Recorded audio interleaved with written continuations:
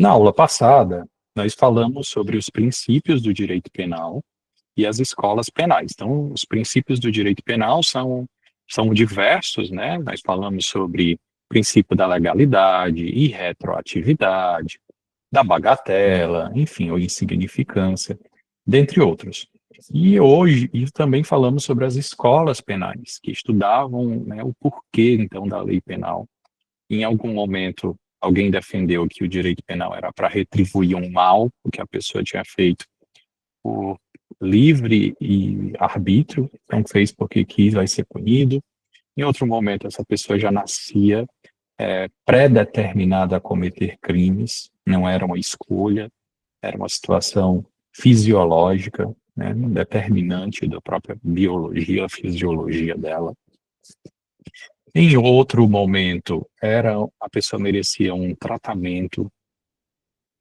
Então, a gente viu várias escolas, até chegar na escola da proteção social, e entende que o direito penal é utilizado para isso. Hoje, nós vamos avançar e vamos falar sobre a lei penal. Como é que a gente vai interpretar essa lei, como é que ela se classifica, como é que ela muda ao longo do tempo. Então, primeiro de tudo, a gente diz que dentro das classificações de lei, né, de fontes do direito, a lei penal é uma fonte formal e imediata. Ela é formal porque ela é produzida pelo Estado através de um documento solene, e ela é imediata porque ela não deriva de outra fonte do direito, como a doutrina é o estudo de uma lei, ou a jurisprudência também já é a derivação de algo. A lei, ela é fonte por si só, ela já não é uma derivação, não reverbera de outra fonte. E ela tem dois preceitos na norma penal, geralmente. Um primeiro preceito primário é a conduta do agente. Então, no artigo 121, por exemplo, o preceito primário seria matar alguém, que é a conduta, e o preceito secundário é a pena propriamente dita. No caso do crime de homicídio, o preceito secundário seria pena de reclusão de 6 a 20 anos.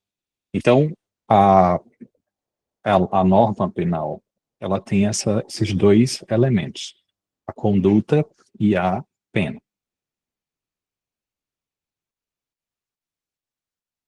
Vocês estão vendo aí um exemplo, né?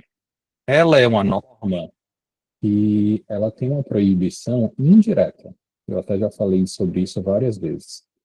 Ela não diz como os códigos, o código sagrado, os 10 mandamentos da lei de Deus, de que não matarás, não pecarás contra a castidade, não levantará falso testemunho. Não, ela não fala dessa forma.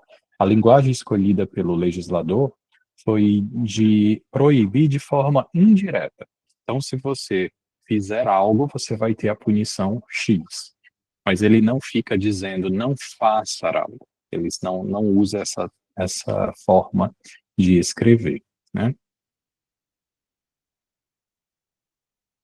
Por isso que há alguns doutrinadores filosóficos que dizem que é um catálogo e você pode até, você escolhe se vai pagar aquele preço ou não. Então, um furto é a pena de 1 a 4 anos, mas aí essa pena é simples, é pequena, dependendo do proveito econômico que a pessoa vai ter, ela poderia até pensar se iria cometer aquele crime ou não, porque ele não é escrito como não faça, é escrito como furtar, preço esse, preço de 1 a 4 anos, está disposto? É mais ou menos dessa forma. Então, a nossa norma, ela escreve de uma forma indireta, ela proíbe de uma forma indireta. As normas, nem sempre que estão no Código Penal, elas nem sempre serão incriminadoras. Então, nós temos normas que realmente, a maior parte do Código Penal, na parte especial, nós vamos ter uma parte geral, que é essa que a gente está estudando, e vai ter uma parte especial, que é onde ficam os crimes. Nessa parte especial, que vocês vão estudar em Direito Penal 3, ela tem vários crimes, ela incrimina várias condutas, mas nem tudo que está no Código Penal é norma incriminadora. Muitas das normas são permissivas ou tiram a culpa e a punição do agente. Existem normas interpretativas, existem normas de direcionamento, né, de extensão e etc. Então, vocês vão perceber que existem normas incriminadoras, mas também tem normas não incriminadoras. Quando o código diz, por exemplo, que você matou alguém em legítima defesa, não vai ser punido por isso, ali é um exemplo de uma norma permissiva e não incriminadora. Vamos ver aqui alguns exemplos. Normas permissivas. O artigo 23 do Código Penal fala de causas de exclusão de ilicitude ou exclusão de antijuridicidade. E ele diz o seguinte: não há crime quando o agente pratica o ato em estado de necessidade, em legítima defesa, em estrito cumprimento de dever legal ou no exercício regular de um direito. Esse rol, né, que são de normas permissivas, é um rol que a gente vai detalhar melhor na segunda parte da nossa disciplina. A gente vai estudar mais dedicadamente, com mais profundidade, o que é o estado de necessidade, o que é a legítima defesa, etc. Mas, em resumo, nós podemos dizer que o instinto humano é utilizado para entender que, em algumas situações, ele vai falar mais alto e que você não pode ser punido por isso. Então, se você está correndo risco de morte, alguém vai te matar e você é mais rápido, se defende, mata a pessoa para se defender, agir em estado de legítima defesa, você não vai cumprir pena alguma. Ou tem duas pessoas na água, só existe espaço para uma pessoa sobreviver em cima de um pedaço de madeira, bem Jack e Rose ali. E aí só tem espaço para um. Se eu não deixo outra pessoa subir, porque eu também estou sobrevivendo ali, é um estado de necessidade. Ou existe o crime de maus tratos a animais e existe o crime de maus tratos a animais, né? Vocês sabem que não é possível, não é permitido maltratar animais. Contudo, se eu vejo um animal, um pitbull, atacando uma criança, e a única forma de eu parar aquilo é matando aquele pitbull, porque ele não está soltando de forma alguma, ele está matando a criança mesmo, eu, eu estou agindo em um estado de necessidade. Eu tenho aqui dois valores que eu vou ponderar qual é mais importante para eu resguardar, se é a vida da criança ou se é a vida do animal. Então, isso a gente chama de estado de necessidade. O estrito cumprimento de um dever legal, a gente vai estudar mais à frente também, e o exercício regular de um direito também a gente vai estudar mais à frente. Mas, em resumo, às vezes você vai estar seguindo a obrigação do seu cargo. Até tem um filme chamado de uma jornalista que escreveu sobre as pessoas que estavam sendo julgadas pelo Holocausto na Segunda Guerra Mundial.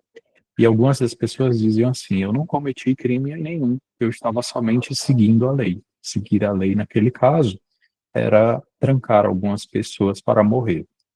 E realmente aquilo estava descrito na legislação. E isso era um cumprimento do dever dele. Mas a gente vai estudar mais detalhadamente no futuro. O exercício regular de um direito, por exemplo, eu vou fazer uma cobrança a uma pessoa, eu não posso expô-la, eu não posso gerar uma difamação, uma injúria, né, chamá-la de nomes mais rudes, né, como, sua veaca, me pague o que você deve, não devo fazer isso nas redes sociais para cobrar uma pessoa, por exemplo. Mas eu posso colocar o nome dela no rol dos mal pagadores, posso mandar uma cartinha para ela dizendo que o nome dela vai ser incluído na SPC ou Serasa. Isso é uma forma de é, exercer um direito. Então, quando eu faço isso, eu que sou credor, eu não estou agindo em um crime contra ela, difamando ela, estou exercendo o meu direito enquanto credor de colocá-la nas restrições possíveis. Então, isso é plenamente possível também. Normas permissivas que a gente pode verificar aqui, por exemplo. Não se pune o aborto praticado por médico quando o aborto é necessário, no inciso 1, se há outro meio de salvar a vida da gestante. Aborto no caso de gravidez resultante de estupro. Então, se a gravidez resulta de estupro e o aborto é precedido do consentimento da própria gestante, ou quando incapaz, através do seu representante legal. Então, nós vimos ser noticiado na imprensa muitas polêmicas sobre isso, de crianças, né, ou de jovens que foram estupradas e acabavam pedindo para ter o aborto do bebê. Houve até uma polêmica com a atriz Clara Castanho sobre isso. Mas se a pessoa é estuprada, ela não pode ser condenada duplamente, essa é a política penal que permite esse aborto, de passar a vida inteira com aquela lembrança, aquele trauma do que foi aquela violência contra ela. Já é suficiente o crime ter acontecido e a gente não pode esperar que ela ainda carregue por 9 meses o trauma do que aconteceu, a lembrança do estupro, e ainda tenha que criar essa criança, amamentar o filho biologicamente dela, mas também biologicamente do estuprador. Então, essa situação é muito delicada, muito difícil e permite o aborto. Também, como é permissível quando vai gerar um risco à vida, às vezes, da própria mãe. Não só a vida da própria criança, a criança já é fadada a não sobreviver, mas vai gerar um risco à vida da mãe. Então, nesses casos, também é um exemplo de norma permissiva. Vamos ver aqui uma outra situação de norma permissiva. Não constitui injúria ou difamação punível a ofensa irrogada em juízo na discussão da causa pela parte ou por seu procurador. Às vezes, nas audiências, é possível que as partes ou seus advogados se exaltem. Então, nesse caso, dependendo da situação, não vai gerar uma injúria ou difamação punível, quando você está defendendo a causa, né? Você fez isso, você cometeu o erro tal, isso não é um motivo para injúria ou difamação. É uma discussão jurídica. A opinião desfavorável da crítica literária, artística ou científica, salvo quando inequívoca a intenção de injuriar ou difamar. Muitas vezes, alguns colunistas, redatores, eles escrevem uma crítica a alguma pessoa, a um político, a um, a um profissional, a um famoso, de forma muito ácida. E isso, até certo nível, é permitido, desde que não fique claro que a única intenção daquela situação era realmente macular a honra ou a reputação de pessoas. Tá? O conceito desfavorável emitido por funcionário público em apreciação ou informação que preste no cumprimento do dever do ofício. Então, o funcionário público muitas vezes vai fazer um papel de fiscal, de polícia, né? E aí ele vai precisar relatar uma situação de forma negativa. E esse funcionário público pode prestar essa informação e esse conceito desfavorável não significa que deve haver, que houve ali uma calúnia, uma injúria, uma difamação, tá? Então isso está coberto aí por normas permissivas. Normas que tiram a pena. Não deixa de ser um crime, tecnicamente, mas tiram a pena tiram a reprovabilidade. Crime de falso testemunho ou falsa perícia. Artigo 342. Fazer afirmação falsa ou negar ou calar a verdade como testemunha, perito, contador, tradutor, intérprete em processo judicial ou administrativo, inquérito policial ou em juízo arbitral. Então, a pessoa vai ser testemunha, ao invés de falar o que sabe, ela se cala, ela nega, ela mente, né? Nesse caso, a pena é de 2 a 4 anos de multa. Mas esse fato deixa de ser punível se antes da sentença o agente se retrata e fala a verdade. Então, muitas vezes a pessoa começa, mente realmente, é pega na mentira.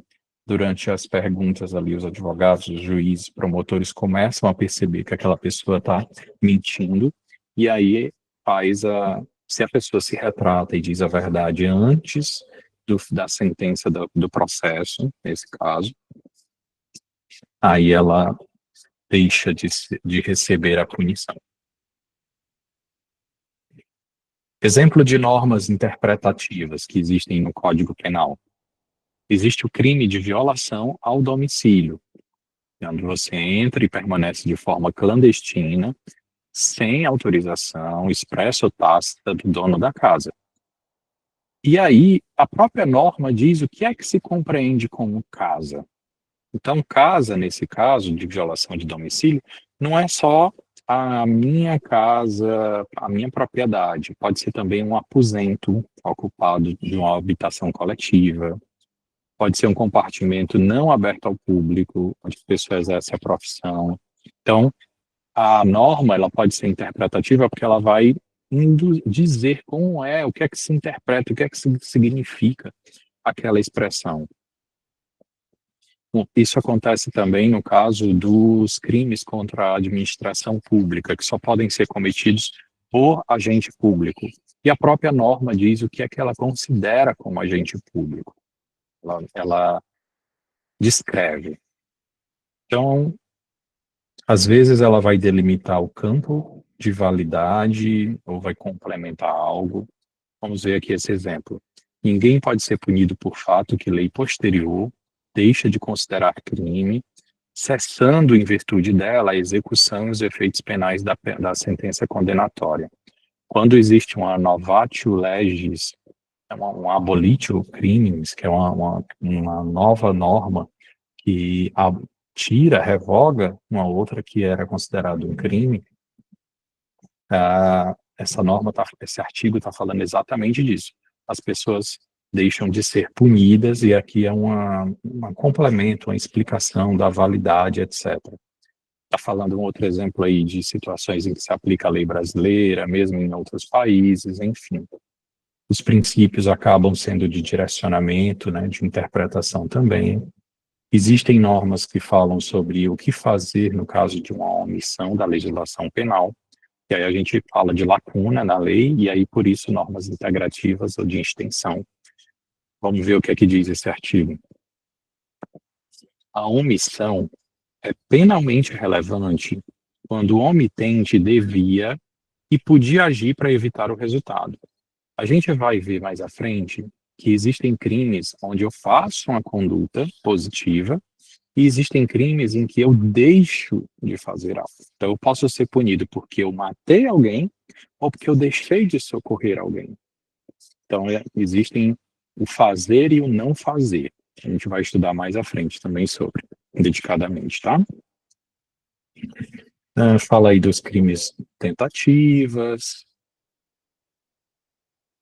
enfim. Então, temos várias normas. Nós temos algumas normas no Código Penal, elas são classificadas como normas completas ou perfeitas, elas já têm ali toda a sua conduta, a pena, o fim para que ela para que ela foi criada é completo ali, ela atinge tudo. Mas existem algumas normas que são incompletas ou imperfeitas. Elas vão ser completadas por uma outra norma, ou por uma outra lei, ou por um ato da própria administração pública. E aí a gente chama ela de normas penais em branco, porque é como se elas deixassem um espaço para escrever ainda sobre aquele caso, ou tipos penais abertos, que dão margem à interpretação sobre um conceito que ele vai falar no artigo. Então, dependendo de como vai ser complementada essa norma, nós vamos desclassificar, a doutrina classifica, como uma norma penal em branco homogênea, aquela que é complementada também por uma lei. Então, homo, gente, vem de igual. Se eu tenho o Código Penal é uma lei. Então, se eu tenho uma lei que é complementada por uma lei, ou seja, igual por igual, eu tenho uma norma penal homogênea, em branco homogêneo. Se essa lei que vai complementar for o mesmo Código Penal lá em outro momento, em um artigo mais para frente, em um capítulo mais para trás, aí eu vou chamar de norma penal em branco homogênea homovitelina, porque é uma norma que está sendo complementada por uma lei complementada por outra lei, que é a mesma lei penal, mesmo lugar. Então, é todo homo, porque é tudo igual. É o mesmo Código Penal, por uma lei, para o mesmo Código Penal. Mas, às vezes, essa norma ela não é complementada pelo mesmo código. Ela é complementada por uma lei, então ela vai ser homogênea, mas ela é heterovitelina porque a complementação daquele entendimento daquele artigo de crime está lá na Constituição, está lá no Código Civil, tá em outra norma. Nesse caso, a gente chama de heterovitelina, porque é uma norma, uma lei diferente. Se ao invés de ser uma norma uma lei que complementa uma lei, mas for complementada por um ato da administração pública, aí, como é algo totalmente diferente, a gente chama de heterogênea. Vamos ver uns exemplos aqui para vocês entenderem. Esse aqui é um exemplo de norma penal em branco heterogênea, primeiro de tudo, heterogênea. O que é heterogênea? É uma lei que não é complementada por uma lei, é complementada por um ato da administração pública diferente de lei. Esse aqui é o artigo do crime da lei de tóxicos. Então, esse é o artigo do crime de tráfico de drogas. O que é que ele diz? Importar, exportar, remeter, preparar, produzir, fabricar, adquirir, vender, expor à venda, oferecer, ter em depósito, transportar, trazer consigo, guardar, prescrever, ministrar, entregar a consumo ou fornecer drogas, ainda que gratuitamente, sem autorização ou em desacordo com a determinação legal ou regulamentar. E aí, quando é que a gente sabe quais são as drogas, quais são os componentes psicoativos que eu posso fornecer ou não posso, ou que são ilícitos? Isso não está numa lei, isso não está no Código Penal. Quem vai dizer isso é o Ministério da Saúde, e ele fala isso através de uma portaria. Então, essa portaria é que vai regular quais são as substâncias que são consideradas drogas ilícitas, entorpecentes, tá? Então, aí vocês estão vendo uma pequena parte do rol, mas é um rol gigantesco, né? A droga que as pessoas consomem, elas não têm esse nome comercial. Aí são substâncias que às vezes são misturadas e acabam resultando na droga. Então, para fazer um loló, você vai misturar isso com aquilo. Para fazer uma metafetamina, você vai misturar isso com aquilo, cocaína, isso com aquilo. E aí, crack, isso com aquilo. E aí vai alguns dos componentes, se tiver um desses componentes, basta ter um deles, já é considerado entorpecente legal. Então, é uma norma penal em branco, porque o artigo 33 da Lei de Tóxicos, ela deixa margem para a interpretação de quais são essas substâncias que eu não posso, né, oferecer, transportar e etc. Mas isso não está no próprio código, na própria lei de tóxicos, nem nenhum outro código, nenhuma outra lei. Está no ato da administração pública. Por isso que a gente classifica ela de norma penal em branco heterogênea, porque o instrumento normativo é hétero, é diferente, né? Agora vamos ver aqui um exemplo de norma penal em branco homogênea e até homovitelina. Nós temos o artigo 312, que fala do crime de peculato. É um crime que é praticado por funcionário público, que se apropria do dinheiro de alguma coisa da própria administração pública. Só que esse crime, que só pode ser cometido por funcionário público, vai ter um artigo mais na frente dizendo o que é que considera funcionário público. E aí ele diz, considera-se funcionário público para os efeitos penais que, embora transitoriamente ou sem remuneração, exerce cargo, emprego ou função pública. Então, essas pessoas todas podem ser consideradas funcionário público para fins de ser punida por esse crime. Então, como é um complemento que está previsto também em uma lei, e nesse caso, no próprio código, no mesmo código, a gente diz que é homogênea e homovitelina. Agora, uma norma, um outro exemplo, induzir a erro essencial e ocultar impedimento de casamento. Artigo 236. Contrair casamento, induzindo em erro essencial o outro contraente ou ocultando-lhe impedimento que não seja do casamento, que não seja casamento anterior. Então a pessoa sabe que é impedido de casar com aquela outra, e aí nós vamos ver aqui as hipóteses de impedimento, mas ela não fala, não revela e gera toda a situação negativa, né? Quem é que é impedido de casar quem são os impedidos de casar? Esse artigo não é no Código Penal, é uma lei, então é homogênea, mas heterovitelina, porque não está prevista no Código Penal, está prevista no Código Civil. Então, lá o Código Civil, no artigo 1521, ele diz: não podem casar os ascendentes com os descendentes, os pais com os filhos, seja com parentesco natural ou civil, ou seja, os filhos biológicos ou os filhos por afinidade, que foram adotados, né? Os enteados, o genro, a enteado, enfim. Os afins em linha reta, que aí são o genro, a nora, não pode casar também com os sogros. O adotante com quem foi cônjuge do adotado, enfim, aí tem várias opções de impedimento. Pode falar, Rita. Boa noite, Tafarel, boa noite, Boa pessoal. noite. A questão falou, não, porque ela não, ela não é do Código Penal, é do Código Civil. Pronto. Pode ser, não ser um código, mas pode ser uma portaria, pode ser sem ser uma lei, pode entrar também?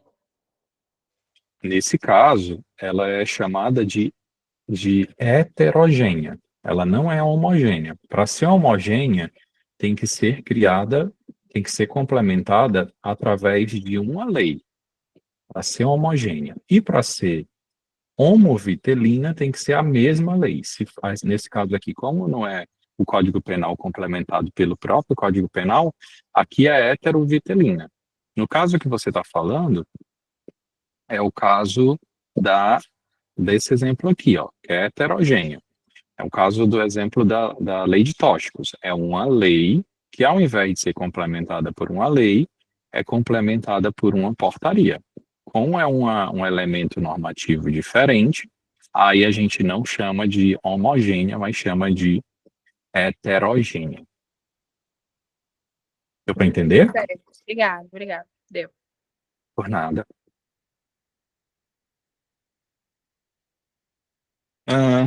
E o tipo penal aberto, gente, diferente da norma penal em branco, que dá espaço para escrever, o tipo penal aberto é como se deixasse de forma subjetiva uma parte da norma. Então, existia um crime no passado que falava alguma coisa sobre mulher honesta. Não existe mais esse crime hoje. Mas o que é uma mulher honesta? Então, deixa subjetivo. O crime de violação de segredo profissional, ele diz revelar alguém sem justa causa, segredo de que tem ciência. Agora, o que é esse sem justa causa? Quando é que tem a justa causa e quando não tem? Ele deixa de uma forma subjetiva para analisar, para interpretar no caso concreto. Então, a gente chama isso de tipo penal aberto. Um tipo penal fechado, por exemplo, o crime de receptação, que a gente já comentou, que é quando você recebe algo que sabe ou deveria saber que é de fonte ilícita, ele tem uma hipótese de crime culposo. Só que mesmo nessa previsão culposa, ele é bem claro em dizer quais são as circunstâncias que dava para você saber que aquilo ali era ilícito. Então vamos ver aqui o que é que diz o artigo. Adquirir, receber, transportar, conduzir ou ocultar em proveito próprio ou alheio, coisa que sabe ser produto de crime, ou influir para que terceiro de boa-fé adquira, receba ou oculte. Então, você compra um celular roubado, oferece para o vizinho comprar o celular roubado do fulano, você sabe que é criminoso e compra. Parágrafo 3º. Adquirir ou receber coisa que, por sua natureza, ou pela desproporção entre o valor e o preço, ou pela condição de quem a oferece, deve presumir-se obtida por meio criminoso. Então, aqui, diferente da norma penal aberta, ele deixa em aberto aqui, subjetiva a interpretação, na norma penal, no tipo penal fechado, ele já diz, né, deixa ali bem amarrado, de uma forma bem objetiva, o que é que você pode utilizar para isso. Existem diversas classificações no direito penal sobre essas normas, tá? E algumas falam da norma penal em branco inversa ou ao avesso. Nesse caso, é uma classificação e também algo que eu acho que deveria já ser superado, já poderia ter sido corrigido, o preceito primário, que é a conduta, ela está completa, mas o preceito secundário, que é a pena, você vai ter que olhar em outra norma ou em outro lugar. Então, esse aqui é a lei do genocídio. Ela fala o que é considerado genocídio, ela diz toda a conduta, mas na hora de dizer a pena, ela remete você para outros artigos do Código Penal. Então, ela é uma lei separada do Código Penal e você vai ver lá quem com intenção de destruir, com a intenção de destruir, no todo ou em parte, grupo nacional étnico, assim, religioso, como tem. Matar membros do grupo. Qual é a pena? Ela não diz aquilo. Ela não diz a pena. Ela manda você ir lá para o artigo 121, parágrafo 2º. Então, com as penas do artigo 121, parágrafo 2º, no caso da letra A. Se for o B, com as penas do 129, parágrafo 2º, no caso da letra B. Então, ela vai, ao invés de ela já dizer qual é a pena, ela manda você ir olhar a pena em outro lugar, tá? Existem normas penais também de fundo em branco de fundo constitucional, porque você vai ter que complementar o olhar na Constituição. Então, existe um crime de quando você deixa de prover a educação infantil. Então, tem uma idade para você entrar na educação infantil, né, começar a estudar, e algumas pessoas até são optantes daquele homeschooling, né, homeschooling, que é você estudar em casa mesmo, e aí podem ser punidas por isso, né? O artigo 208 da Constituição diz: o dever do Estado com a educação será efetivado mediante a garantia de educação básica obrigatória e gratuita dos 4 aos 17 anos de idade, inclusive sua oferta gratuita para todos a que não tiverem acesso na idade própria. Então, vocês estão vendo aí que o Código Penal ele é muito mais amplo do que prever crimes. Ele vai ter normas, então,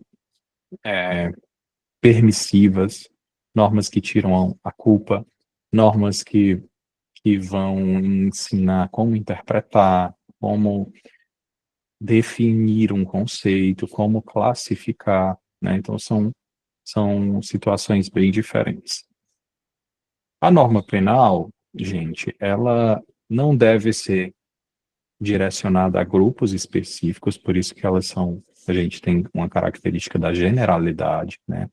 E da impessoalidade, ela não pode ser direcionada para atingir meus desafetos. Elas são de obrigação, de observância obrigatória, então tem imperatividade. Elas precisam ter sido já entrar no ordenamento jurídico antes para produzir os efeitos dali só para frente, ela não vai retroagir, até mesmo pelo princípio da irretroatividade, como a gente já falou na aula passada. E a interpretação dessas normas, a gente vai passar pela hermenêutica jurídica. Vocês têm uma disciplina específica de hermenêutica jurídica com a professora Kátia, onde vocês vão aprender a interpretar as normas. No direito civil, normalmente as normas são interpretadas com uma elasticidade muito maior. Então, o Código Civil até hoje diz que o casamento é entre um homem e uma mulher. Mas existem pessoas do mesmo sexo que se casam, porque a interpretação vai muito além da interpretação literal ou gramatical do que está escrito ali. Vai de uma interpretação teleológica, qual era a intenção do legislador, o que é que queria-se quando escreveu aquilo, qual é o real sentido, de estender para situações similares, uma interpretação extensiva, analógica. Já o direito penal, em regra, e aí isso serve para todos sempre, para vocês lembrarem, direito penal, em regra, ele tem interpretação literal, gramatical.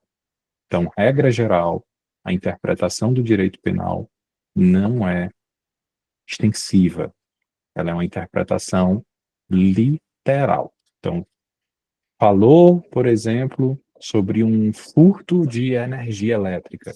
Quando eu estava na minha graduação, meu trabalho de conclusão de curso foi sobre esse tema. O furto, porque existiam receptação de sinal de TV a cabo e pessoas eram punidas por furto, outras por estelionato, outras eram absolvidas por fato atípico. E uma das interpretações que dizia que não era furto é porque sinal de TV a cabo não era energia, e a interpretação tinha que ser literal, ou é energia ou não é. Se não for, não pode ser o crime, porque não admite no direito penal interpretações extensivas que vão além do que está previsto. Então, normalmente, a interpretação no direito penal é gramatical, é literal, é estrita, é restrita, tá? Agora, a interpretação no direito penal também não é estática. Ela pode ser também progressiva e ela tem que estar alinhada à realidade. Por isso que alguns crimes, inclusive, deixam de ser crimes, como o adultério, e algumas situações, novos crimes vão surgindo porque nós vamos vivenciando novas realidades, né? Como o caso da Lei Carolina Dickmann, como o caso do crime de você filmar o estupro e divulgar esse vídeo. Então não basta só estuprar, ainda tem quem faça além, né? E aí cometa um outro crime mais grave ainda, você ainda divulga.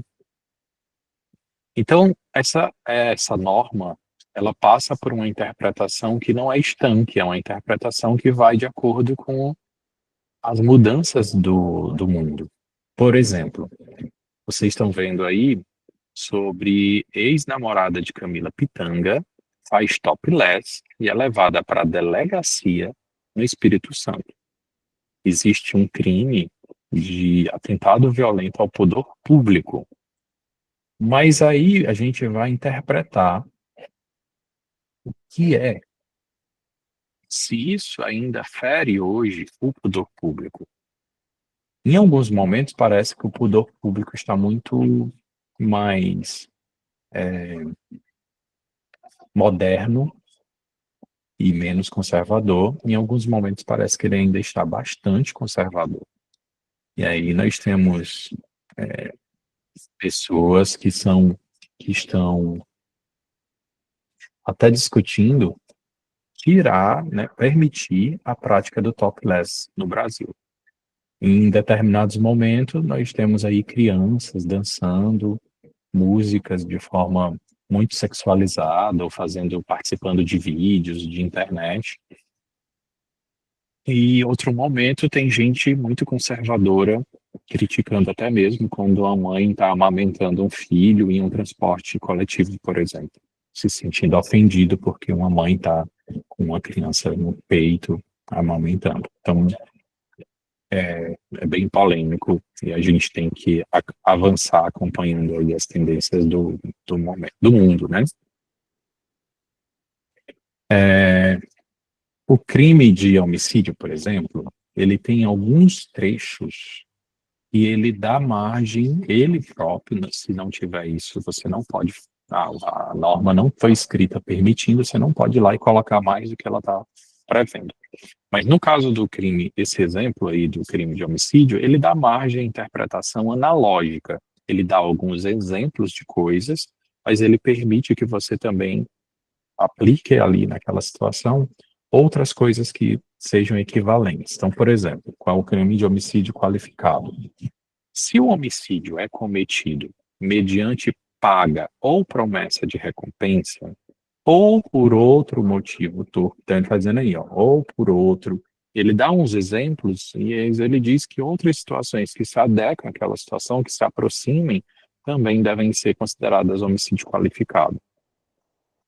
Com emprego de veneno, fogo, explosivo, asfixia, tortura ou outro meio insidioso ou cruel, ou de que possa resultar perigo comum. Então, ele está falando aí, né, uma pessoa má, uma pessoa sádica, uma pessoa que vai fazer ali uma morte cruel, né,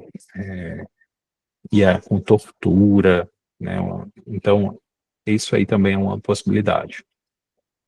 Você vai matar a traição de emboscada ou mediante dissimulação ou outro recurso que dificulte ou torne a defesa, impossível a defesa do ofendido. Então, formas que não permitam a defesa também pode ser considerado.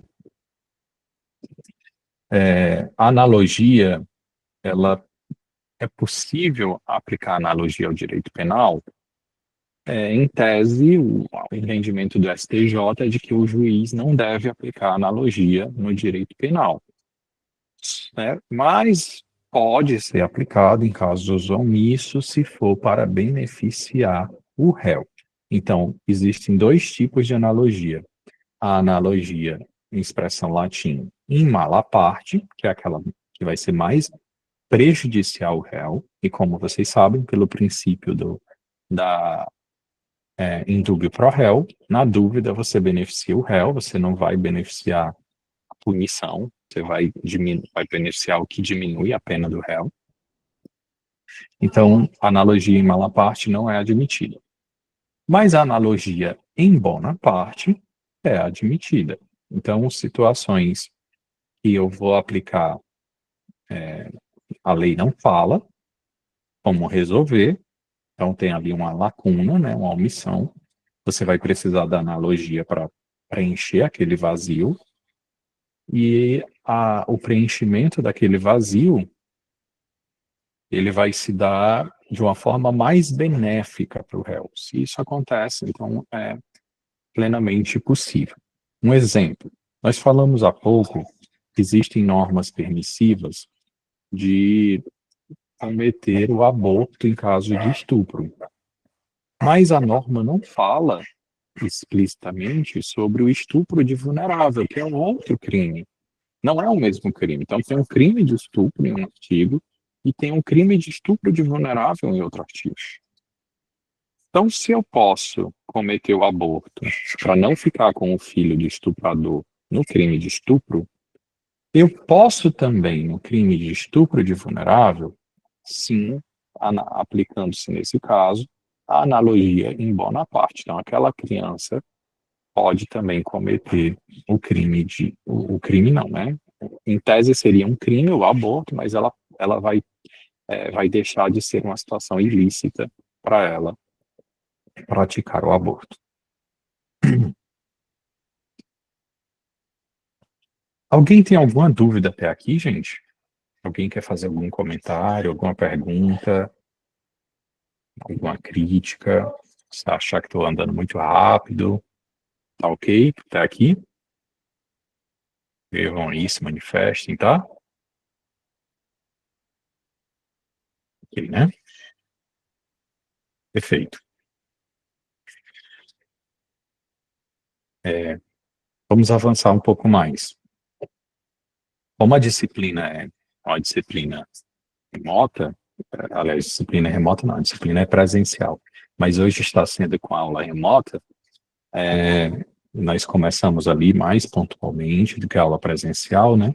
Nós vamos terminar mais cedo também, porque a aula remota exige um foco muito maior de vocês, né? E ela passa muito rápido, porque a sala de aula, vocês acabam interrompendo, fazendo perguntas, trazendo casos. Na aula remota, quando isso não acontece, a aula avança muito mais rápido, tá? Mas vamos continuar. Lei penal no tempo. Agora a gente vai começar a falar da lei penal no tempo. Existe um princípio que é o princípio da continuidade das leis. Em tese, o direito, você cria uma lei e ela vai durar aí até ser revogada. Essa é a regra. Mas existem normas penais, não são comuns, mas o ordenamento prevê a possibilidade de normas penais temporárias, que são normas que elas já têm um prazo previsto. Ela começa, tem data de entrada no ordenamento e data de sair. Então, existem normas que, sim, elas têm um prazo determinado. Regra, isso é muito raro, não é comum de acontecer, tá? Os costumes não revogam leis, decisão não revoga lei, só lei revoga lei.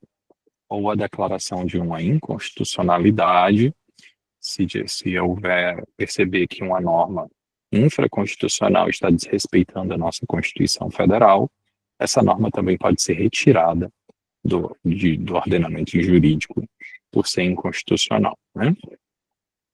E o principal princípio sobre a lei penal no tempo é esse princípio em latim chamado tempus regi actu. O que é que significa esse princípio? Que você vai ser punido pela lei que estava em vigor na época da sua atividade. Então, quando foi que você cometeu o crime? Foi em 2020? Em 2020, a pena era de 6 a 20 ou era de 12 a 30? Dependendo da lei daquela época, você vai ser julgada com a lei daquela época. Isso é especialmente importante porque nós temos mudanças de legislação a todo instante, né? Assim, de tempos em tempos. E às vezes você vai atender um cliente, mas você se preocupa muito com a lei do momento. E você não se liga que a lei que ele cometeu o crime é uma lei mais antiga e mais benéfica para ele. Então você tem que estar atento que quando ocorreu um crime, chegou um caso real para você. Olha, porque aconteceu assim, eu cometi um crime na época tal, está aqui o inquérito, está aqui o processo, queria sua ajuda, queria que você me falasse algo, etc. E aí você vai analisar o crime, mas analisa sobre a ótica da lei atual. Não deve. A primeira coisa que você tem que ver é quando foi cometido o crime, qual foi o ano e qual era a legislação daquela época, né? Por exemplo, nós tivemos um período, o crime da Suzane von Richthofen. A Suzane, ela cometeu um crime quando não havia uma pena maior para a progressão de regime para os crimes hediondos, como depois foi criado. Então, a progressão de regime era de 1/6 para todos os tipos de crimes. Depois passou a ser, para crimes hediondos, 2/5 se primário e 3/5 se reincidente. Quando o Sérgio Moro entrou, se tornou ministro da Justiça, isso mudou também. Entrou um novo projeto e passou a ser em percentuais e não mais em frações. Então se tornou 40%, 30% e mudou também.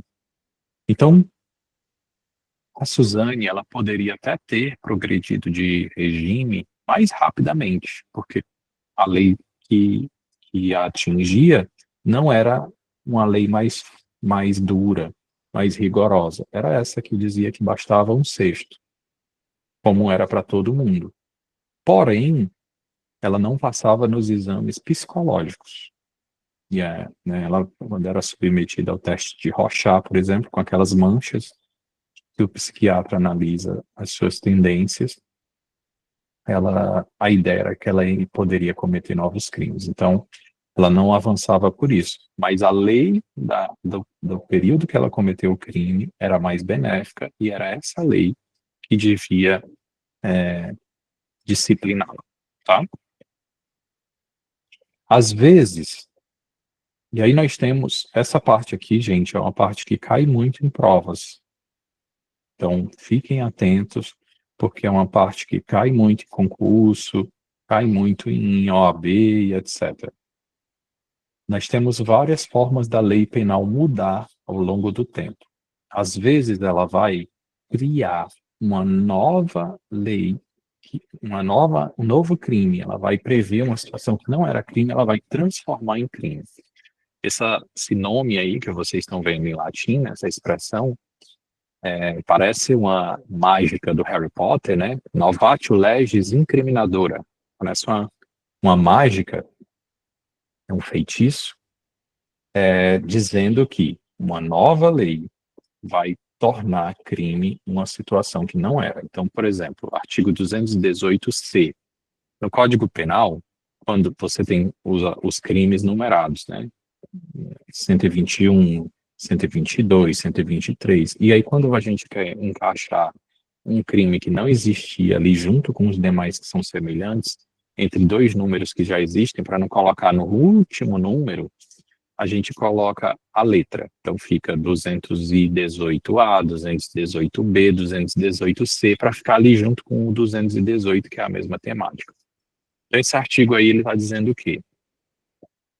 Oferecer, trocar, disponibilizar, transmitir, vender ou expor à venda, distribuir, publicar ou divulgar por qualquer meio, inclusive por meio de comunicação de massa, ou sistema de informática, telemática, fotografia, vídeo ou outro registro audiovisual que contenha cena de estupro ou de estupro de vulnerável, ou que faça apologia ou induza sua prática, ou sem o consentimento da vítima, cena de sexo, nudez ou pornografia. Então existiam pessoas que comumente gravavam sem a outra pessoa saber, tendo relações sexuais. Eu lembro quando, aí em Baturité mesmo, mais adolescente, chegavam notícias de que fulano tinha escondido uma câmera dentro do guarda-roupa, só com ali, filmando ali aquele buraquinho, tinha relação com uma pessoa e filmava, ou uma casa que tinham festas, que tinham câmeras escondidas nessas festas, as pessoas não sabiam.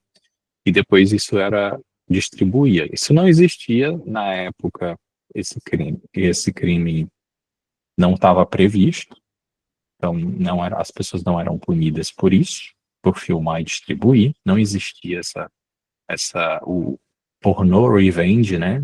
Pornô de vingança, mas isso se tornou muito comum depois que as pessoas passaram a ter mais acesso à mídia, rede social, celular em todo canto, com câmera, né? Zoom, enfim. Então, isso é um crime novo, que não existia até pouco tempo. Pode falar, Amon. Professor, eu ia pedir só para o senhor repetir quando é usado, a gente vê em leis, a questão da letra, porque quando o senhor, o finalzinho deu uma interferência aqui na minha internet, eu não concluí Tá o bom. caminho. Tranquilo. É o seguinte, às vezes, os artigos eles ficam próximos. Quando eles falam do mesmo tema, o Código Penal ele é dividido em duas partes grandes, a parte geral e a parte especial. E a parte especial ela é subdividida também em capítulos, em títulos. E aí esses títulos eles colocam próximos crimes que são do mesmo segmento. Então, crimes contra a honra, eles estão ali todos juntos. Crimes contra a vida, crimes contra o patrimônio, eles estão ali todos próximos. Quando eu vou criar um novo crime, que não estava no código, ao invés de eu colocar esse artigo lá no final, se eu vou ter que enxertá-lo dentro daquele capítulo, daquele título, junto com os outros, aí eu vou colocar depois do 18, aí o 218 eu coloco 218A, 218B, 218C, para que ele fique junto com os outros que têm o mesmo significado, o mesmo sentido ali, o mesmo gênero. Deu para entender? Deu sim, professor. Obrigado. Por nada. Esse crime aqui, para vocês terem uma noção, tá no 200, os crimes próximo aos crimes de estupro. E dentro dos presídios, né, as pessoas falam, cometeu o quê? Um duzentão. Porque essa parte dos 200 e pouco aí é uma parte que tem um estupro de vulnerável, ou de um mau estupro e vender agora. Então, repetindo, novatio legis incriminadora é uma nova lei que tornou algo crime. Não era. Uma outra expressão em latim, novatio legis impejus. Essa novatio legis impejus, ela não cria um crime. Algo já era crime, continua sendo. Só que ela vai agravar a situação. Então, eu tenho um crime específico que vai continuar sendo crime, mas ela vai tornar aquela punição mais severa, ou aumentando a pena, ou criando uma qualificadora, ou criando um agravante, enfim, ou reduzindo o período de prescrição, ela vai tornar algo mais prejudicial para o réu. Então, quando houve o pacote anticrime, na época do governo Bolsonaro, quando o ministro Sérgio Moro era ministro da Justiça, né? Ou tiveram um pacote muito mais ríspido, muito mais agressivo, mais exigente, mais forte contra os réus. Esse pacote, por ser ele né, um exemplo de novatio legis impejus, porque é uma norma mais severa. E aí ela é aplicada somente dali para frente. A novatio legis incriminadora também é aplicada somente dali para frente. Agora, nós vamos falar de uma situação contrária, totalmente contrária. É o que a gente chama de abolitio criminis, ou seja, abolição de um crime. Crime é revogado, deixa de existir. Então, extingue-se a punibilidade pela morte do agente, pela anistia, graça ou indulto, pela retroatividade de lei que não mais considera o fato como criminoso. Então, a lei que deixa de considerar um fato criminoso, ela vai atingir não somente daqui para frente, mas ela atinge também para trás. Inclusive os casos que já foram julgados e que as pessoas já estão cumprindo suas penas. Extingue-se a pena. Então, por exemplo, se nós revogássemos hoje a lei que diz que tráfico de drogas é um crime hediondo, todos os traficantes que estão presos só por tráfico, e não estejam presos também por outro motivo, seriam colocados em liberdade. Então, a norma que abole o crime, revoga o crime, deixa de existir, ela não vai ter eficácia só para frente. Ela também tem eficácia retroativa. Então, pode falar, Thalita. Boa noite, gente. Boa noite. Só uma dúvida. Nessa questão do estupro, é porque teve um caso que eu conheci de uma pessoa que tinha sido acusada de estupro e ele foi levado, né, foi preso e tudo, mas aí esperaram os exames. Quando chegou os exames, tinha dado negativo. Porém, ele tinha sido morto, né, por conta por conta que ele tinha sido preso e pelo que acontece nos presídios. É, poderia ter acontecido alguma coisa, já que o exame deu negativo? Tipo, Você algo... fala sobre alguma indenização para a família por ele ter sido, ou você está falando de ele ser absolvido porque o exame foi negativo? É, alguma coisa desse tipo, sabe? Porque já que deu negativo e não tinha acontecido nada, só que ele já tinha falecido, né? Já não Olha, tinha mais o que fazer. dependendo do que foi o exame que você está falando, existem dois tipos. Existe o estupro recente, que é considerado até 15 dias, e existe o estupro, né, mais antigo. Os exames, se o estupro, a pessoa narra que foi estuprada há mais de 15 dias, o exame não vai conseguir capturar mais resquícios de DNA, não vai conseguir pegar ali uma parte de sêmen, se for o caso. E aí a pessoa, aquele exame ali, ele não vai ser comprobatório. Então, ele vai dar negativo de lesões, porque depois de 15 dias realmente não vai dar mais para auferir essas lesões. Se for uma criança, que ele vai relatar ali naquele exame é que houve um rompimento himenal, que a criança não tem mais ímen, mas não vai dizer que quem cometeu foi aquela pessoa X ou Y ou Z, se passar mais de 15 dias, né? O mais de 15 dias, o rompimento himenal já é considerado antigo. Então, o médico não vai conseguir ver se ali houve um sexo consensual ou uma relação realmente com traços de violência e de não consenso. Agora, se a pessoa, quando a pessoa tendo cometido crime ou não cometido crime, ela fica sob a custódia do Estado, independentemente de ela ter sido acusada injustamente, isso por si só geraria um dano moral, mas também por, mesmo que tenha cometido crime, se ela morre sob a custódia do Estado, outras pessoas matam, a família tem direito à indenização por danos morais. Porque a partir do momento em que a pessoa é presa, ela é a obrigação do Estado. O Estado tem que assegurar a vida dela. Se o Estado não consegue isso, ele tem que indenizar. Deu para entender? Deu sim, professor. No caso disso, foi em questão de 3 dias, o exame não tinha saído, ele só foi levado mesmo. E a gente tinha essa dúvida. Mas muito obrigado. Por nada.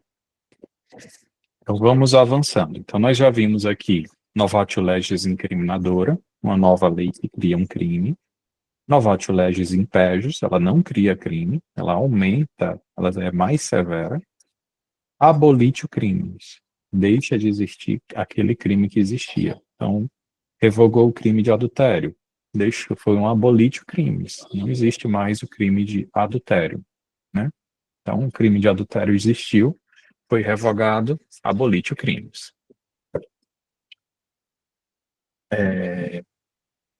A abolitio crimes, isso é um tema de questões de concurso, questões de OAB, querem testar se você sabe disso. Se a abolitio crimes só atinge os processos que ainda estão em andamento, ou se ela atinge todos os crimes, inclusive os que já estão cumprindo pena. Ela atinge todos os crimes, inclusive os que já estão cumprindo pena. Mas ela só atinge as questões criminais. Ela não tem efeitos civis. Por quê? Quando eu cometo um crime contra uma pessoa, eu tanto posso ser punido na esfera criminal, ser preso, como também na esfera civil, de pagar uma indenização. Então, se o fato deixou de ser crime, eu não vou mais ser preso. Mas se ainda é considerado um ilícito civil, se ainda é considerado algo que gera um dano moral, estético, material na esfera civil, processos lá continuam correndo normalmente. Crime de atentado violento ao pudor foi abolido? No passado, existia o crime de estupro, que só acontecia quando ocorria a cópula entre pênis e vagina. Se não fosse pênis e vagina, fosse qualquer outra coisa, pênis e ânus, pênis e seios, pênis e boca, não era considerado estupro. Por isso que na fotografia e na imagem aí é um homem e outro homem. Homem não poderia ser vítima de estupro, porque não tinha vagina. Então, homem só poderia ser vítima de atentado violento ao pudor. Esse crime, ele foi abolido? Não. Esse crime não existe mais no código, ele não está mais escrito, mas ele não foi abolido. O que aconteceu foi que a conduta de pênis e boca, pênis e ânus, pênis e seios e qualquer outra coisa ficou agora dentro do crime de estupro. Então não é que esse crime, que essa conduta deixou de ser criminosa. Agora não está autorizado você forçar alguém a ter relações sexuais anais e outros, oral e etc. Não foi isso. A conduta passou a estar dentro do crime de estupro. Então não foi um abolir de crimes nesse caso. Existiu uma situação interessante aqui no Brasil, que foi um abolitio criminis temporária na época do desarmamento. Então, no afã de conseguir o maior número possível de armas e destruir essas armas e tudo, o Estado aboliu, as pessoas não podiam ser punidas se apresentassem suas armas espontaneamente nos lugares certos, no período de tanto a tanto. Então, foi uma abolitio criminis temporária. Quem não apresentou arma nesse período e posteriormente foi pegue ou com o porte ou com a posse ilegal dessas armas, acabou sendo punido, criminalizado por isso. E por fim, gente, da nossa norma no tempo, nós falamos já novatio legis incriminadora, cria o crime. Novatio legis impégios é mais grave. Abolitio criminis e agora novatio legis in melius. É uma norma que ela não ela não tira o crime continua existindo, mas ela é uma norma mais benéfica. Então, vamos ver o que é que ele diz aí, ó. Artigo 2º, parágrafo único. A lei posterior, que de qualquer modo favorecer o agente, aplica-se aos fatos anteriores, ainda que decididos em sentença transitada em julgado. Então, se a lei posterior ela é mais benéfica, ela é uma exceção àquele princípio da irretroatividade e ela vai retroagir sim para beneficiar. Sempre que for para beneficiar, ela retroage. Qual é o juízo para aplicar a abolitio criminis e a novatio legis in melius? Vai depender do momento em que o processo se encontra. Se aquele processo ainda está na fase de sentença para ser sentenciado, esse juiz que vai aplicar. Se já foi sentenciado e está na fase de execução da pena, o juiz de execução é que vai aplicar. Existe um juiz, existe aqui em Fortaleza várias varas separadas de direito penal. No interior, geralmente é só uma e o mesmo juiz é que faz tudo. Mas em grandes centros existem as varas dos crimes que julgam se a pessoa vai ser condenada ou não. E depois tem as varas de execuções, que é quando começa a cumprir a pena. Aquele juiz fica só acompanhando o cumprimento da pena. E aí, se a pessoa já está cumprindo a pena, é ele que vai analisar aquele caso concreto, tá?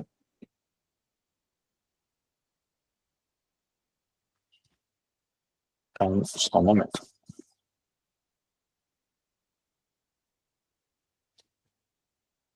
Então, isso que a gente estudou aqui agora foi a norma penal no tempo. Agora vamos ver a norma penal no lugar.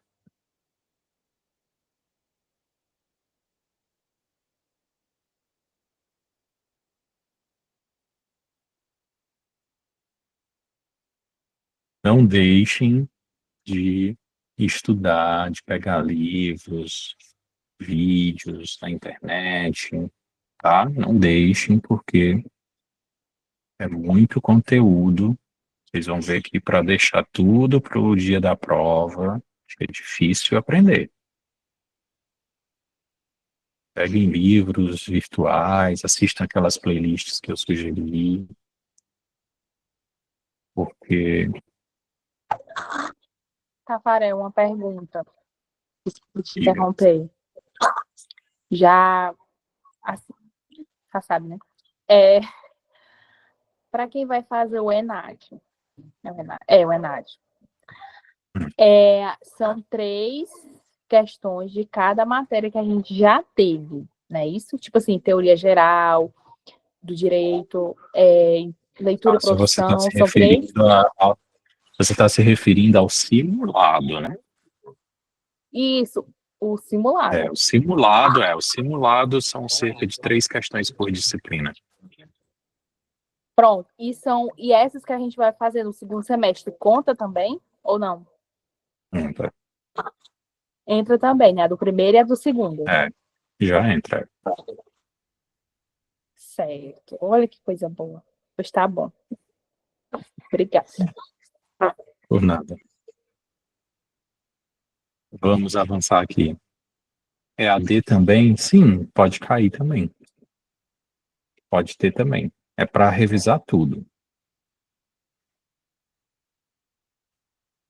Mas geralmente só os professores das disciplinas presenciais e síncronas aqui mandam questões. Mas pode ter alguma questão ali interdisciplinar que preveja algum conteúdo de lá, e é possível também, tá? Gente, então a gente falou agora de lei penal no espaço, e vamos falar agora da lei penal no tempo. Então,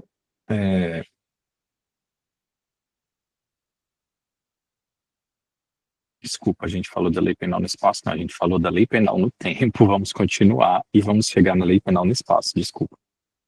Então, existe uma pergunta se seria permitido no Brasil uma combinação de leis. Você pegar um Frankenstein, cortar aqui metade dessa lei que é benéfica com metade daquela lei que é benéfica, ou aquilo ali que é ruim eu tiro, não aplica a lei completa.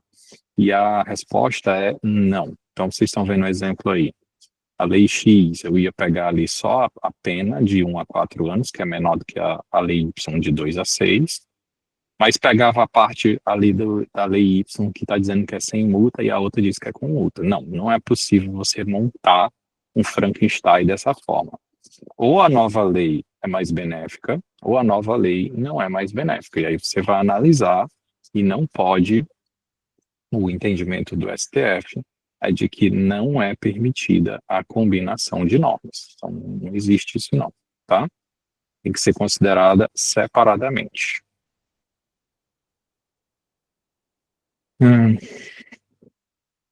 Às vezes, você vai ter a seguinte situação aqui, ó. Vamos imaginar essa seguinte linha do tempo, que a gente chama de lei penal intermediária. No ano 2000, 2001 e 2002, nós temos aqui o mesmo crime. Em 2000, o mesmo crime tinha uma pena de 1 a 2 anos. Em 2001, o mesmo crime tinha uma pena de 1 a 6 meses, bem menor. Em 2002, o mesmo crime tinha uma pena de 2 a 3 anos, bem maior.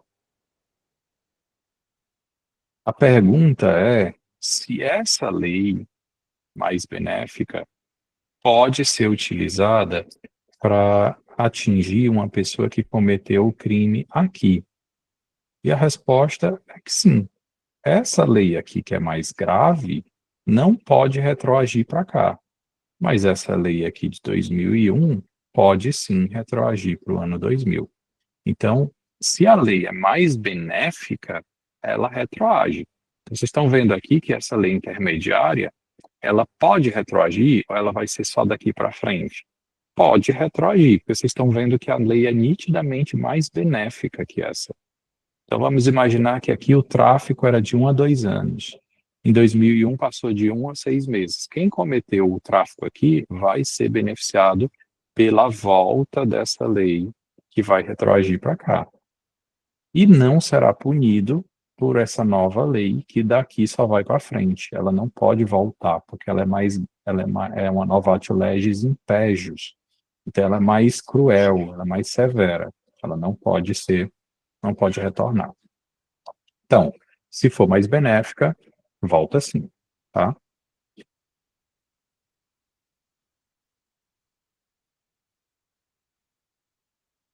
Então, gente, agora vamos para alguns princípios para a solução de conflitos dessas normas no tempo.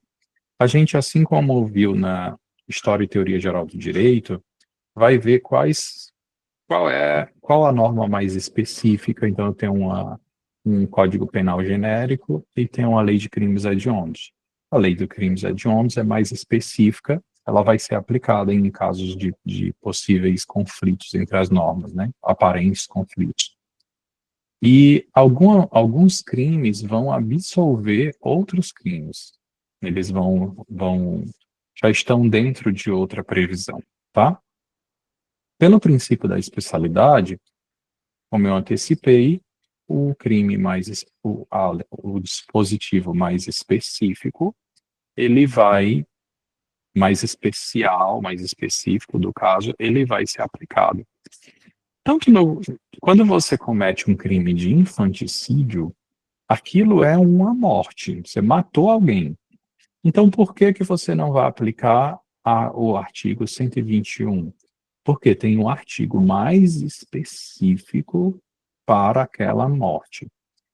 O crime de infanticídio, ele é quando a mãe, sob um estado do puerpério, que é um estado pós-parto, que mexe com os hormônios, com os ossos, com a fisiologia do corpo. Então, o homicídio ele tem uma pena de 6 a 20 anos. O infanticídio, a mulher está num estado, numa bomba de hormônios, numa bomba de sentimentos. Ali ela vai aplicar a pena, uma pena que é até menor. Vocês estão vendo aí? O homicídio simples vai de 6 a 20 anos, enquanto que o infanticídio vai de 2 a 6 anos. É uma pena bem menor.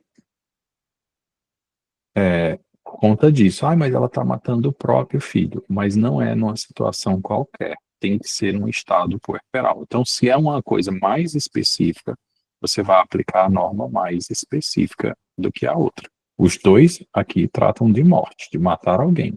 Mas esse aqui trata de matar sob o estado puerperal e esse trata de matar de forma genérica. Então, no conflito aqui do que vai usar, se foi no estado puerperal, é isso.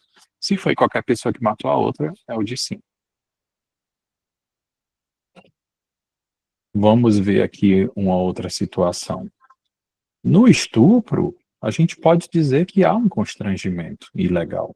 Então, tem um crime de constrangimento ilegal e tem um crime de estupro. Mas o de estupro ele é mais específico.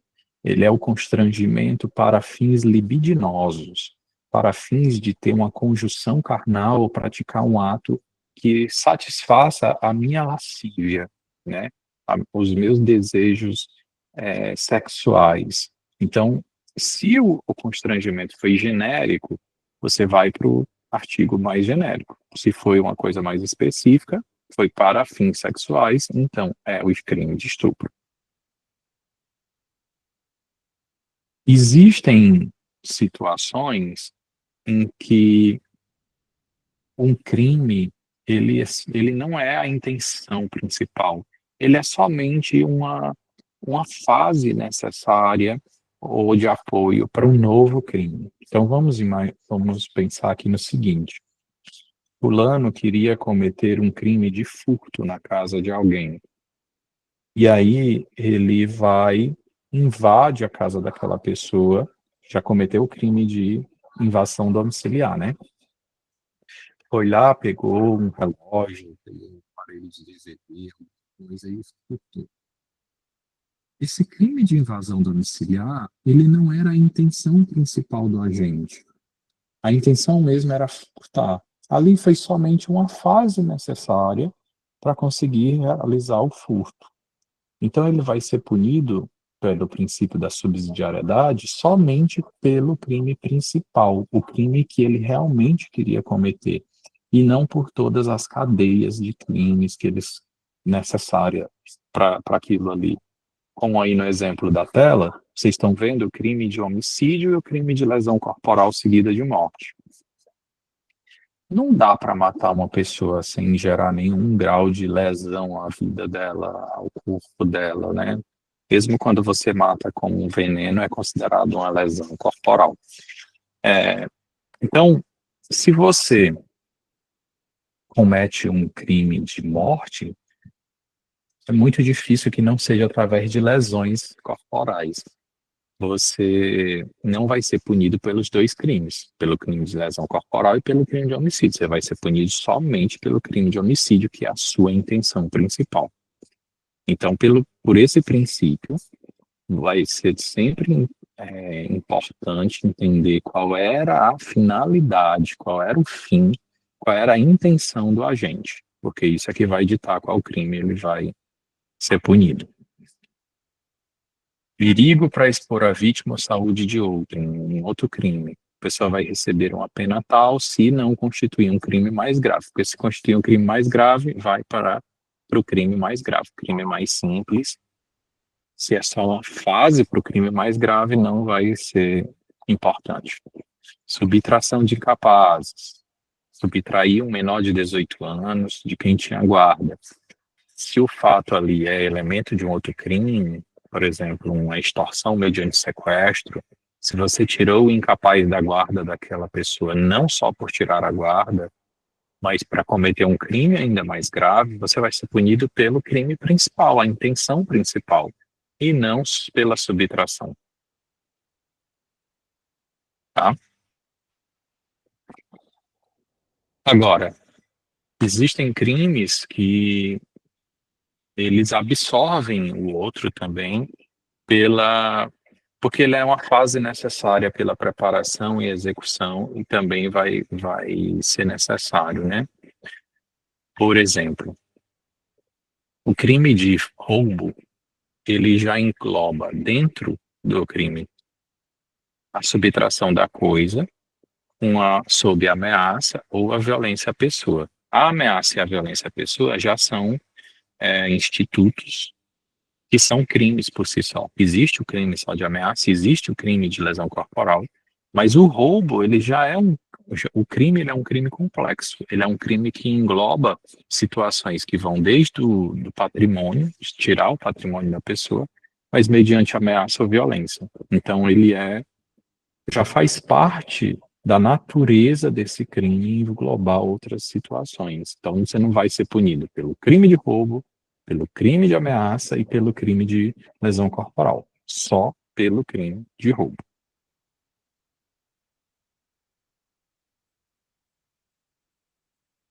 Existe um crime, o que a gente chama comumente de latrocínio, né? Ele está previsto aí no artigo do roubo, no parágrafo 3º. Se na hora de roubar a pessoa acaba tendo uma morte, a pena é bem maior até que o crime de homicídio, de 20 a 30 anos. Ó. Nesse caso aqui, você não vai ser punido por esse crime e pelo homicídio. Vai ser punido somente pelo latrocínio, que era a intenção. Existem crimes também que podem eles irem sendo progressivos, eles irem avançando. Às vezes a pessoa começa com a intenção de lesão corporal, mas ela termina aquela situação com a intenção de morte mesmo, de matar a pessoa. E ela vai ser punida pela morte. Ela inicia com vias de fato, só um empurra-empurra, depois ela vai lá e dá uma facada no braço, depois ela vai lá e dá uma facada no peito mesmo para matar. aquela intenção ela pode ir mudando e aí vai pegar o fato principal. São exemplos de situações que não vão ser punidas porque é só uma fase para o fato principal. Destruiu o vidro de um carro para pegar uma bolsa, existe o crime de dano. Mas esse crime de dano é quando eu quero gerar o dano. Como eu falei naquele caso, daquele vídeo da moça que pega a moto do ex-marido, do ex-namorado e toca fogo, ateia fogo naquela moto. Esse é um crime de dano. O que ela queria realmente era destruir a moto. E ela foi lá e fez. Mas nessa hipótese aqui, em que a pessoa quebra o vidro, não porque quer quebrar o vidro, mas porque quer a bolsa e leva a bolsa, aí é o crime de furto. Não é um crime não é um crime de dano, tá? Então, algumas situações você tem que prestar atenção qual é a intenção da pessoa.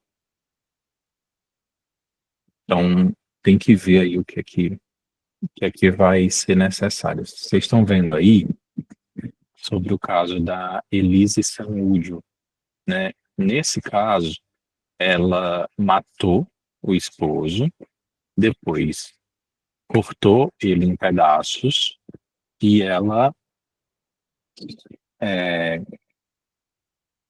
ocultou o cadáver. A ocultação de cadáver também é um outro crime. E aí eu queria saber de vocês o que é que vocês acham. Se ocultar o cadáver é uma fase natural do homicídio, ou se ocultar o cadáver não é necessário para o homicídio. Vou até colocar aqui na enquete. Vou abrir aqui a enquete para vocês votarem. Ocultar o cadáver.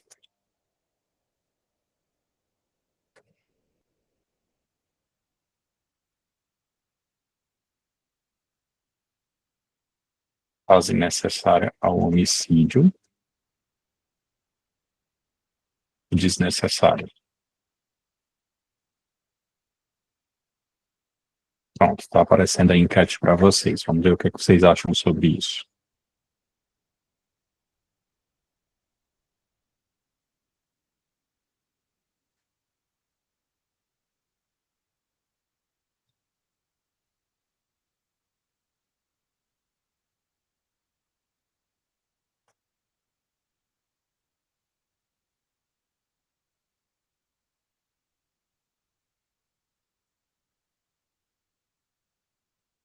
Você tem que pensar da seguinte forma: para matar alguém, eu preciso ocultar o cadáver dela?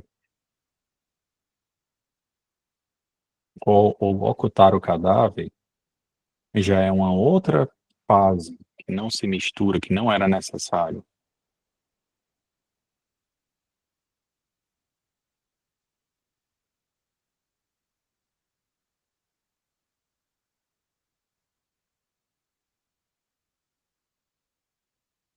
Toda vez que para matar alguém eu tenho que esconder o cadáver, eu tenho que ocultar o cadáver, ou eu posso matar alguém sem ocultar o cadáver?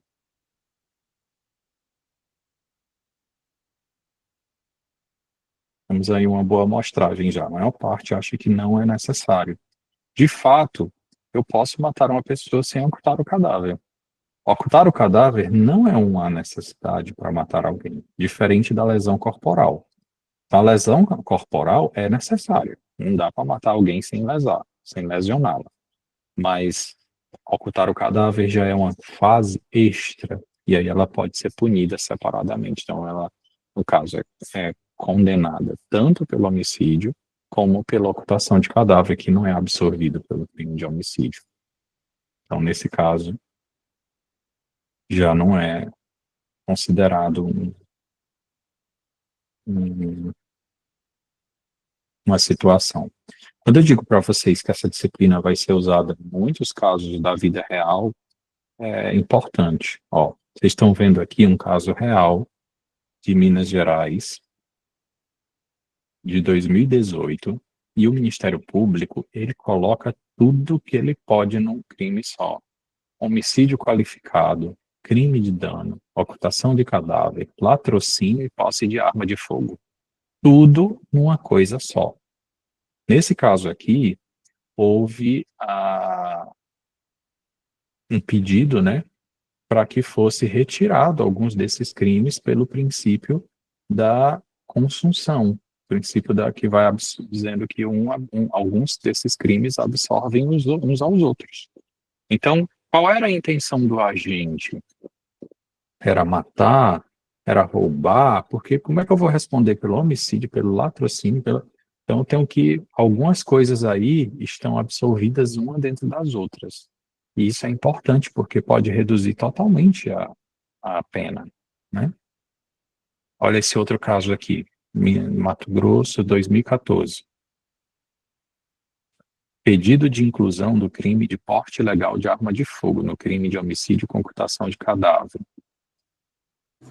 É assente na doutrina e na jurisprudência que o crime de homicídio, em face do princípio da consunção, absorve o delito de porte ilegal de arma de fogo, por configurar um antefacto impunível, sendo inviável a sua inclusão na pronúncia como delito autônomo.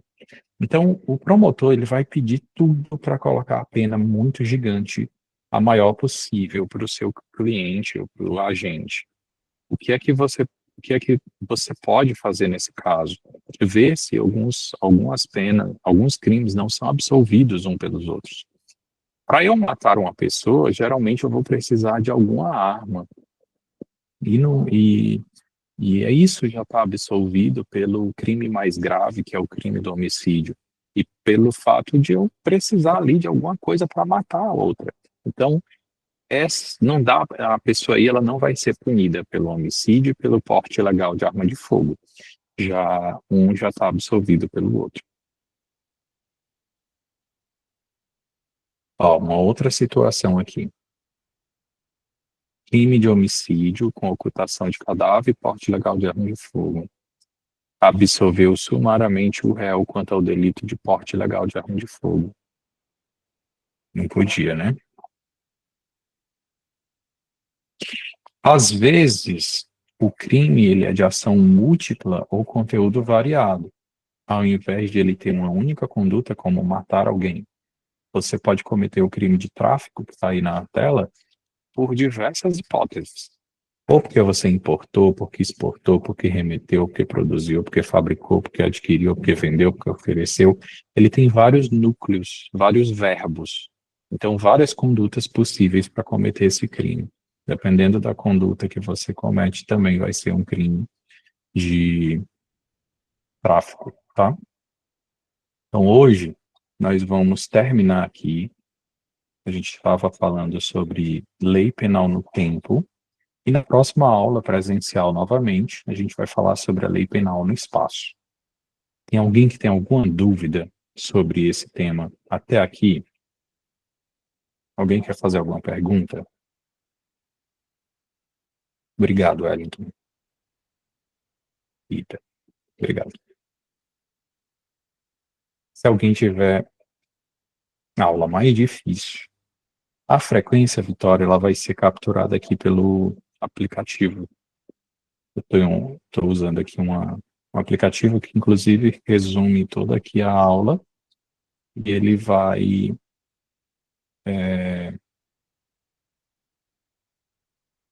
ela vai gravar. Ela está gravando aqui a aula. Quando eu receber a gravação, eu vou compartilhar com vocês. Vocês podem assistir de novo.